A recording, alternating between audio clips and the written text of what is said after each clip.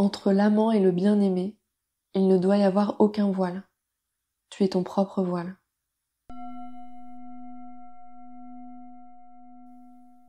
Cette citation, elle va introduire parfaitement notre exploration d'aujourd'hui dans cet épisode. On va plonger dans cette idée que le voile nous sépare de la vérité et comment, à travers des pratiques de méditation ou de yoga, on peut progressivement le lever et se rapprocher finalement de notre propre vérité. Et je trouve que l'automne, c'est une période qui est plutôt propice pour ça. Et mais à vrai dire qui est assez dur à appréhender par rapport à notre rythme le rythme qui nous est imposé finalement, qui est contre nature. Et du coup, je vais parler un petit peu ici de comment en fait on peut faire au mieux pour à la fois rester dans cette société, de pas aller vivre tout seul, tout nu dans une forêt. Je sais pas pourquoi forcément tout nu, mais c'est ce qui m'est venu en premier. Ça fait vraiment l'image de la personne qui vit en autarcie. Je pense qu'on peut vivre en forêt sans être forcément nu. Ça me permet de rebondir en fait sur le sujet.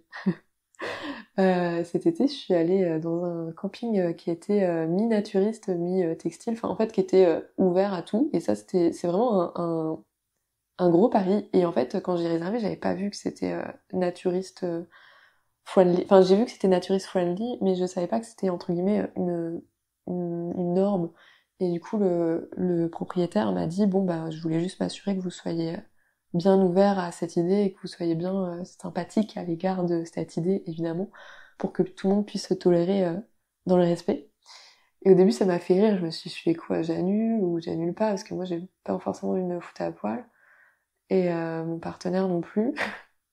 Et finalement, ça s'est super bien passé parce que finalement, je me suis dit, ah, ça peut être intéressant de voir cet aspect-là. Moi, j'avoue que j'ai toujours eu l'image des camps naturistes au Cap d'Agde où il y a aussi des vrais naturistes, mais aussi beaucoup de dérives de mon regard. Euh, du coup, waouh, je divague totalement. J'étais partie sur des belles choses, hein. Franchement, j'ai un peu structuré mon podcast, mais je pars déjà parce que j'ai dit le mot tout nu, ça m'a fait m'évader. Mais tout ça pour dire qu'en fait, je m'y attendais pas du tout, mais j'ai pu commencer au fil des jours dans ce camping. Bon, je suis arrivée, j'étais habillée, quoi. J'étais même en robe longue, enfin vraiment pleine de textiles. Et au fil des jours, j'ai commencé à me sentir beaucoup plus à l'aise et à comprendre finalement l'aspect spirituel, euh, ou je dirais même incarné, finalement revenir à l'état naturel. Donc je me suis pas baladée à poil dans le camping, mais petit à petit j'ai pu simplement m'autoriser à juste me balader en slip de bain et en fait de pouvoir croiser des personnes qui s'en fichent parce que je suis en slip, ou même si j'étais à poil, elles s'en fichent dans la mesure où mon corps n'était pas sexualisé. Et ça m'a fait un bien fou, ça m'a réconcilié avec ce rapport au corps, avec lequel ça m'a toujours trigger pour le coup, ce rapport au corps et le regard qui peut être posé dessus. En fait, dans cet espace, dans ce camping, je me suis sentie, ouais, revenir à cet état naturel, finalement, à l'état sauvage. Et il y avait une rivière qui était sur le lieu, qui était magique pour le coup. Et c'est le seul endroit où je me suis autorisée à me mettre nue, à me laisser à me baigner finalement dans cette rivière, à me laisser envelopper par cette nature sauvage. Et moi-même à l'état sauvage. Alors j'avoue, je retirais mon slip de bain une fois que j'étais dans l'eau. Je suis un peu pudique quand même. Et puis mon partenaire n'a pas du tout franchi le cap. Il est resté en short de bain, évidemment, tout le long. Mais en fait, chacun se tolérait. Et c'est ça qui était beau, c'est que il y avait aucune pression. Chacun faisait ce qu'il veut. Et ça, je trouve que c'est un beau pari. Et c'était une belle réussite, je trouve, de la part des propriétaires. C'était un super endroit. Franchement, si vous êtes intéressé, c'est en Ardèche. Du coup, je pourrais vous donner le lien. Donc, faut venir avec son matériel de camping et voilà. Enfin, honnêtement, j'ai adoré. C'est un lieu qui avait une essence très chamanique, j'ai trouvé. Le lieu nous a dépouillés dans tous les sens du terme, que ce soit nos vêtements, mais émotionnellement.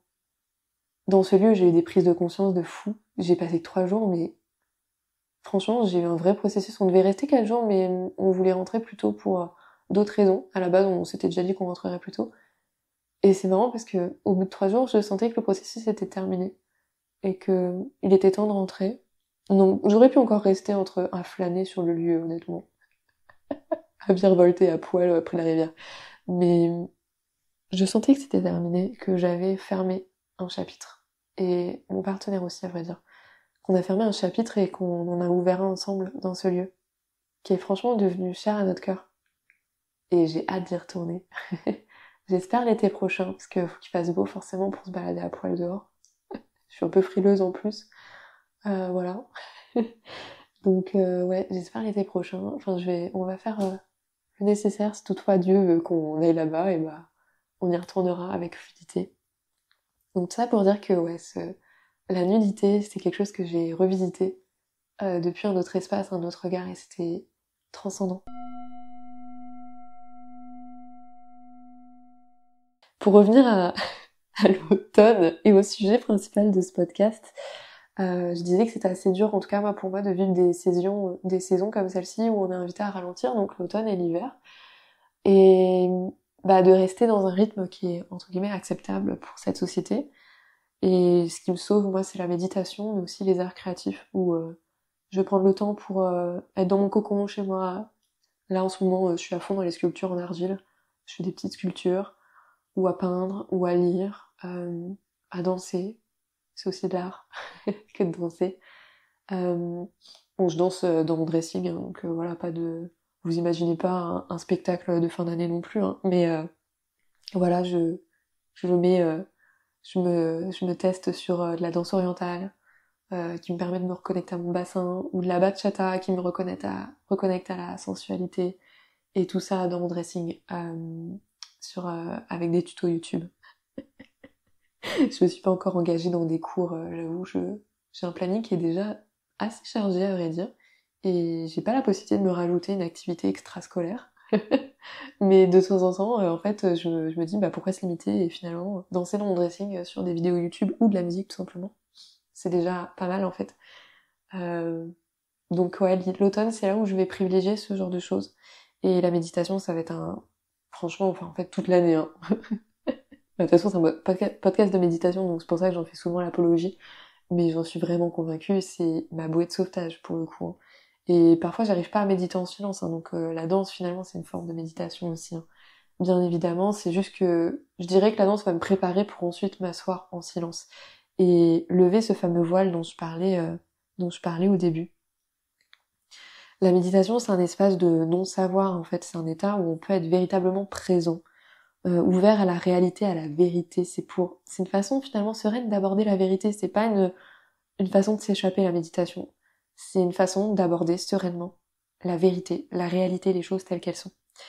Et je parlais de non-savoir, finalement c'est en acceptant ce non-savoir, c'est en acceptant de rentrer dans le mystère que le savoir peut émerger. C'est ce que la méditation aussi me permet. Et je trouve que ça rejoint un peu le côté mystérieux de l'automne. Ce paradoxe qui nous invite à comprendre que notre niveau de calme intérieur nous permet d'accéder à la réalité de façon équanime, neutre, sans barrière mentale. C'est un retour à l'essence même de la vie, finalement, où on cherche plus à tout comprendre, mais plutôt à être, tout simplement. Et la méditation, ça peut devenir cet outil pour simplement exister et arrêter de chercher tout comprendre depuis un espace mental, intellectuel. C'est en tant que bonne vata, pour ceux et celles qui ont écouté le podcast sur les doshas, j'ai le mental très agité, je cherche à intellectualiser beaucoup de choses, à comprendre. Et en tant que bonne, ascendant verso, le verso adore, l'archétype du verso adore aussi euh, avoir beaucoup de connaissances, enfin, en tout cas, moi, je le traduis comme ça. Mon verso, il va s'exalter dans les connaissances, l'apprentissage, le fait de s'intéresser à... Je m'intéresse, par exemple, de près aux religions, à l'histoire, à tout ce qui englobe la spiritualité aussi, l'ésotérisme aussi, enfin... Et je suis curieuse de plein de choses, des arts, de la culture. Mais finalement, ça, des fois, j'ai pas assez de limites et je me perds. Et je me perds dans un espace qui est finalement mental. Donc, la méditation et le fait de rentrer dans le mystère, ça permet de déjà mettre tout ça de côté, toute la partie intellectuelle, le fait de s'abreuver de connaissances. En fait, le savoir vient, la connaissance vient en méditant. Et je l'ai expérimenté un peu plus en septembre, c'était super intéressant. J'ai pu plonger un peu plus profondément dans un processus de naissance. Je vais donner naissance à un cursus initiatique pour former mais pas formater, pour initier plutôt des futurs praticiens et praticiennes en sonothérapie, mais à ma façon. C'est un vrai processus que de proposer ça. Et je vais pas m'étaler dessus sur ce podcast, mais en gros, je médite beaucoup en fait à chaque fois que je vais créer pour ce cursus. Et je me suis dit, j'ai en fait lâché tous mes livres, tous les livres que je lisais sur le sujet de la sonothérapie, pour en fait proposer quelque chose de plus authentique, qui me ressemble. Et finalement, je me rends compte que la connaissance, elle vient en méditant. Et, et des fois, enfin en tout cas, je médite pour ce cursus et j'ai des infos qui arrivent. Et je me dis, waouh, mais c'est des choses, des concepts que j'avais pas forcément étudiés et qui me tombent dessus et que je commence à comprendre finalement en méditant et pas en regardant des livres. Ça va être un super support, mais finalement les livres, encore une fois, on est sur du savoir de seconde main. Et, et le vrai savoir, il est à l'intérieur de nous, tout en ayant la conscience qu'il faut quand même garder un peu de mystère. Donc, euh, donc voilà, pour la partie le non-savoir, le savoir provient du non-savoir. Et l'automne, donc je disais, c'était une super période pour ça.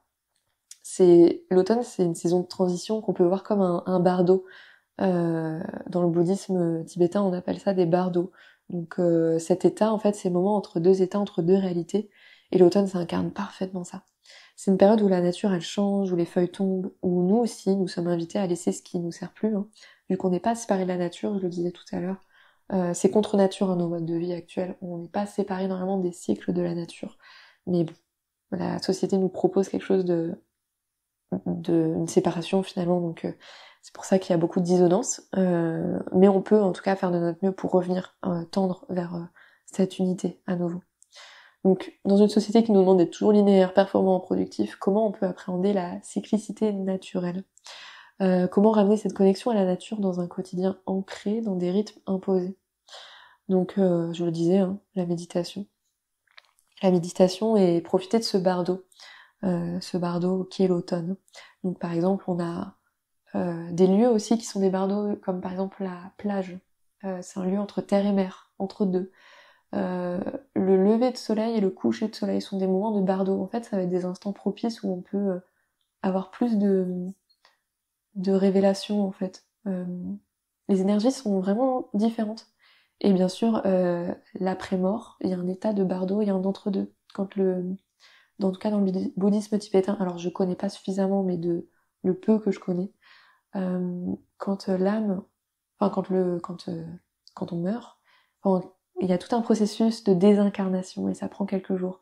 Pendant que ces jours, en fait, l'âme est dans cet état de bardo et elle doit passer cet état avant de ensuite aller vers la suite que je ne connais pas, en tout cas dont je me souviens plus parce qu'on l'a tous vécu dans nos précédentes vies, mais je ne sais pas c'est quoi la suite, mais sûrement la réincarnation ou pas, ça dépend pour qui. Enfin bref. Revenons à cette idée du voile. Si on peut voir la réalité sans voile, on serait sûrement frappé par la grandeur des choses, de la vérité. On en perdrait, je pense, nos repères, notre souffle. Et je pense que la méditation, tout comme le yoga, ça sert à lever tranquillement, step by step, ce voile.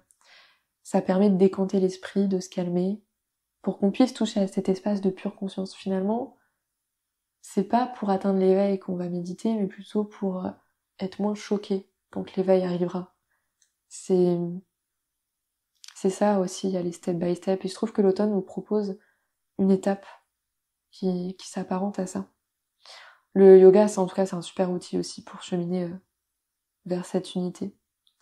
Et, et ouais, le silence intérieur, c'est un des outils les plus puissants pour se purifier. Purifier son esprit et c'est traversé par l'énergie de l'automne. Se créer un bardo. Une transition consciente vers quelque chose de plus profond. Finalement, je pense pas que la méditation détruise l'ego, mais elle l'ouvre vers l'infini, vers cet espace où le moi se fond dans le tout. Et, et pour ça, chaque spiritualité va être super intéressante. Je disais que je m'intéressais pas mal aux religions. Et ça va être une super base, un super socle, comme les systèmes d'éducation scolaire finalement, hein, c'est nécessaire.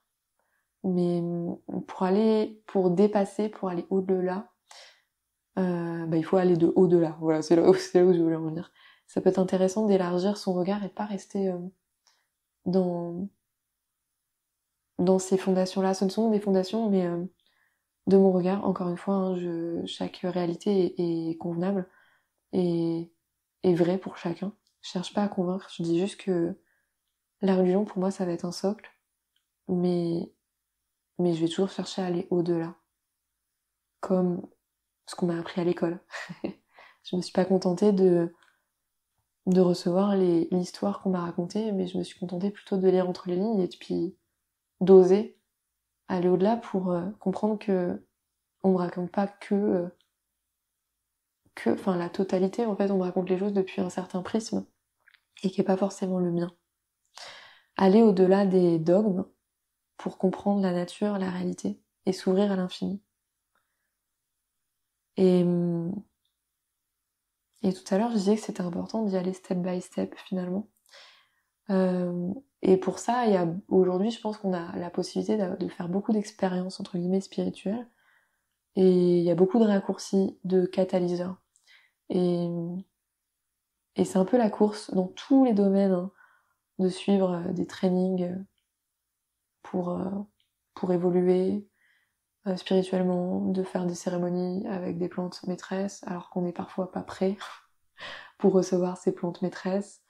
Par exemple, l'ayahuasca se démocratise et c'est une bonne chose, je pense. J'ai pas cheminé avec l'ayahuasca, même si elle m'appelle. Ça fait 3 ans que je ressens l'appel, mais que j'y vais tranquille en fait, parce que je suis pas prête. Et peut-être que je le serai jamais, ou peut-être que c'est mon mental qui me laisse croire que je suis pas prête, mais je pense que si les choses devaient se faire fluidement, elles se feraient un peu plus fluidement, si toutefois je devais le faire.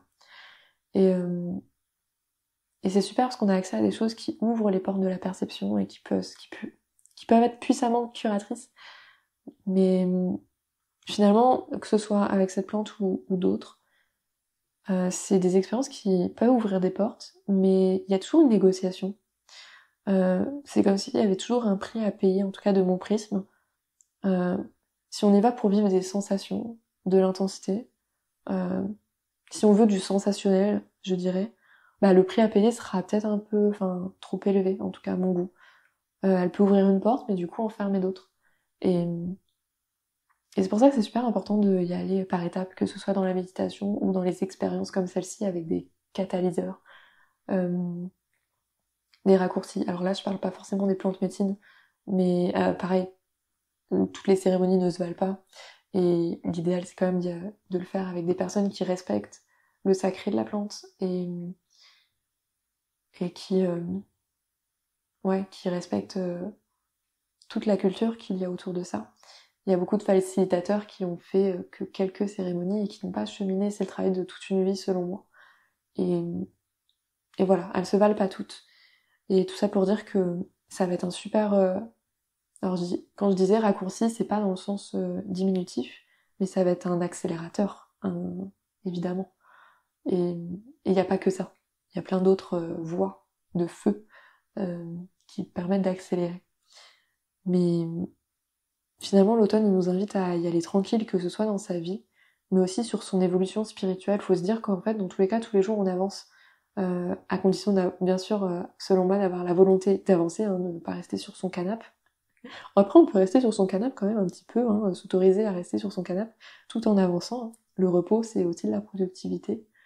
Mais l'automne nous invite à ralentir dans tous les espaces de notre vie. Et pour ceux qui sont à la course de l'évolution spirituelle, de la guérison aussi. Et je dis ça, je m'inclus dedans. Je me suis beaucoup apaisée, mais je m'inclus parce que je suis de nature à vouloir aller vite et à pas être patiente. Et l'automne nous invite finalement à ralentir sur tous les aspects de notre vie. Donc vous pouvez, si ça vous parle, méditer sur ça. Sur quel aspect de ma vie j'ai besoin de ralentir, de créer un bardeau, un entre-deux, pour que mes fondations soient plus solides. C'est le moment le plus propice pour retrouver notre sagesse intérieure, se connecter à nos ancêtres également. Même si on les connaît pas, hein, moi personnellement j'ai pas le lien avec mes ancêtres, parce que j'ai pas beaucoup... Enfin, ouais non, je les connais pas plus que ça quoi, même pas du tout. Mais juste considérer que j'en ai, considérer que j'ai une lignée et que je porte finalement. On porte les mémoires, etc. Et je pense que l'automne, ça va être la saison la plus propice pour ça, de s'aligner avec la nature et de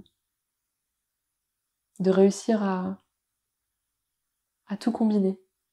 La vie dans cette société et, et notre cheminement.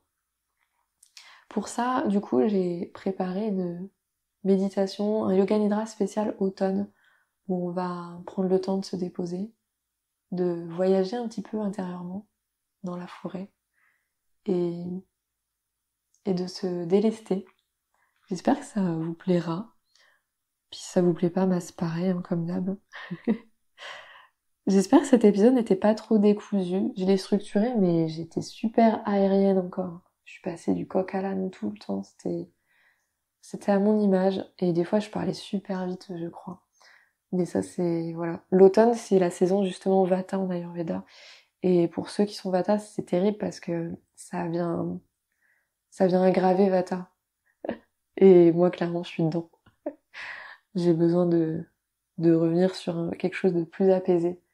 La fin de l'épisode est un peu plus apaisée. Mais des fois, je m'emballais un peu au sein de l'épisode. Enfin, j'ai eu la sensation de parler vite. Donc, si c'est le cas, je suis désolée. Et je vous souhaite une belle journée, si toutefois vous écoutez ce podcast en journée, une belle soirée ou une belle nuit. Et puis une bonne méditation si vous poursuivez avec le yoga nidra d'automne. Gros bisous!